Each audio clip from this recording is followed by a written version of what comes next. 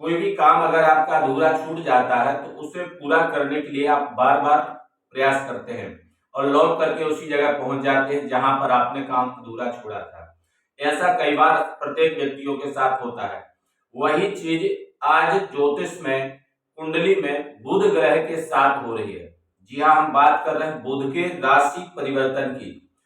कहा जाता है कि अगर कोई भी ग्रह अपना अधूरा कार्य छोड़ करके राशि परिवर्तन करता है और अगर स्थितियां पुनः उसी स्थिति में आ जाए, तो हम बात कर रहे हैं मिथुन राशि की।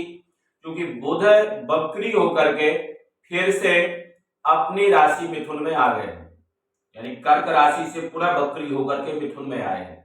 ये चीज ध्यान देना। ग्रह एक राशि आगे बढ़ करके चलते हैं, परंतु यहाँ पर स्थितियां बदल चुकी हैं।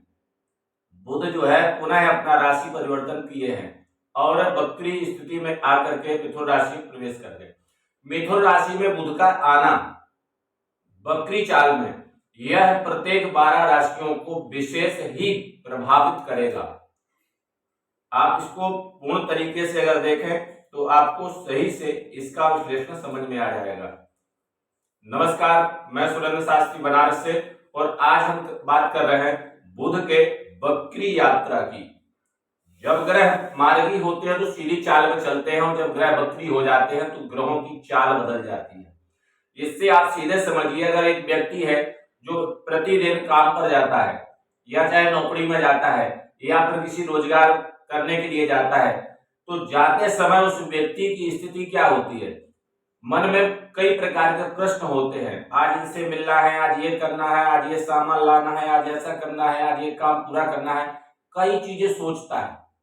परंतु जब वह व्यक्ति लौट करके घर आता है तो उसके पास में वह विचार नहीं होते।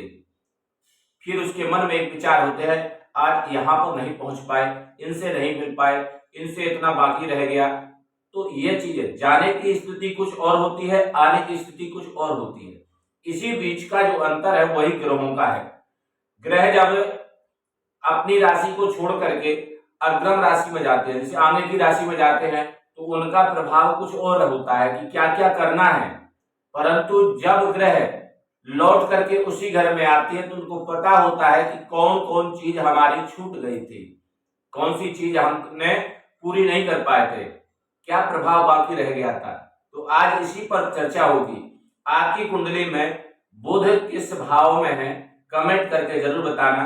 चैनल पर अगर पहली बार आए तो चैनल को सब्सक्राइब कर लेना, क्योंकि यह चैनल पूर्ण रूप से निःशुल्क है, किसी प्रकार से कोई शुल्क नहीं है इस चैनल पे। तो जरूर इसको सब्सक्राइब करके रखना, भविष्य में बहुत काम देगा। एक कमेंट करेंगे, जानकारी आपके घर पहुंच जाएगी, चाहे आप कहीं से भी हैं। चलिए शुरुआत करते हैं। राशि चक्र में या फिर अपनी कुंडली के जन्मांक में आप अपनी कुंडली भी खोल सकते हैं, और राशि चक्र के अनुसार भी आप अपनी कुंडली को मैच कर सकते हैं। शास्त्र विदित है कि कुछ दिन पूर्व ग्रहों का विशेष परिवर्तन हुआ। शुक्र का भी परिवर्तन, बृहस्पति का भी परिवर्तन, शनि का भी परिवर्तन, बुध का भी परिवर्तन, और ये स्थितियां यहां पर बनी। तो इस बीच में बुध पुनः वक्री हो गए और कर्क राशि से अपनी राशि स्वराशि मिथुन राशि में प्रवेश कर गए 7 जुलाई को। 7 जुलाई को बुध ने जब प्रवेश किया तो ऐसी परिस्थिति में अब मिथुन राशि वालों के लिए क्या स्थिति बनेगी, और इसमें तो हम समस्त 12 राशियों का फलित करेंगे कि 12 राशियों में से प्रत्येक राशि को किस प्रकार से बुध का यह परिवर्तन प्रभावशील होगा या हानिकारक होगा। ये चीज कहीं से भी वीडियो छोड़ना मत मित्रों। इस वीडियो में बहुत सरल तरीके से, बहुत आसान तरीके से आपको हम सभी चीजों को स्पष्ट करेंगे। राशि चक्र में अगर देखा जाए तो इस समय मिथुन राशि लग्न में स्थित है, यानी पहले घर में। अब आपकी कुंडली में लग्न मेष भी हो सकती है, वृष भी हो सकती है, मिथुन भी हो सकती है। 12 राशियों में से कोई भी लग्न आपकी हो सकती है, पर इस पर ध्यान देना, राशि चक्र में या फिर गोचर के हिसाब से बुध मिथुन राशि पर विराजमान होंगे, यानी आपकी कुंडली में जिस भी खंड में मिथुन राशि लिखी होगी वही स्थान आपके लिए इस समय महत्वपूर्ण होगा। क्यों महत्वपूर्ण होगा? क्योंकि बुध कर्क राशि को छोड़ करके इसी स्थान पर रहेंगे। अब यहां पर क्या है, अगर आपकी कुंडली में लग्न में बुध है, यानी आपकी मिथुन लग्न है की कुंडली है, तो मिथुन लग्न की कुंडली वालों के लिए अगर स्वास्थ्य में किसी भी प्रकार की स्थिति बिगड़ी हुई है, किसी भी प्रकार का आपका दवा का काम चल रहा है या आप दवा करा रहे हैं, तो इस बीच में बुध आपके लिए बेहद ही शुभ सूचक संकेत दे जाएगा। स्वास्थ्य संबंधित विशेष लाभ होगा आपको, क्योंकि व्यक्ति को पता होता है कि जब हम घर से गए थे तो हमारे घर में क्या परिस्थिति थी और लौटकर हम आए हैं तो उस परिस्थिति को सुधारने का हमको प्रयास करना है। ग्रह जब आते हैं राशि पर तो अपना प्रभाव देते हैं, अपने हानि और लाभ की स्थिति को प्रदर्शित करते हैं, लेकिन बुध यहाँ पर रह करके गए हैं। बुध को पता है कि हमको किस किस राशि पर क्या क्या प्रभाव और दुष्प्रभाव दोनों का उनको ज्ञान है। जो कमी है उसको पूरा करने के लिए आए हैं। तो ये मान के चलिए आप कि आपकी कुंडली में बुध जब गए थे तो क्या परिस्थिति देके गए थे और उस परिस्थिति को सुधारने के लिए पुनः वक्री होकर के आए हैं। तो यहां पर मिथुन अगर लग्न है आपकी तो आपके लिए बुध विशेष शुभ सूचक होंगे। अच्छा, स्वास्थ्य के प्रति सही रहेंगे। दूसरी बात करें धन की स्थिति, तो बगल में ही जैसे कहा जाता है कि हमारे घर के बगल में एक मकान होता है, उस मकान का व्यक्ति अगर सज्जन है या सरल है या हमसे मेल जोल खाता है तो हमको कभी जरूरत पड़ने पर सहयोग करता है, कई बार आपने देखा होगा। और अगर वह व्यक्ति दुष्ट है तो सहयोग तो छोड़िए, हमको वहां रहने में भी बड़ा परेशानी हो जाती है, बड़ा कष्ट होता है, आए दिन लड़ाई झगड़े करता है। वही स्थिति आपको यहाँ पर विशेष रूप से मिलेगी, क्योंकि लग्न में अगर आपके बुध आएंगे तो धन स्थान का मालिक कौन है इस चीज को विशेष रूप से देख लेना।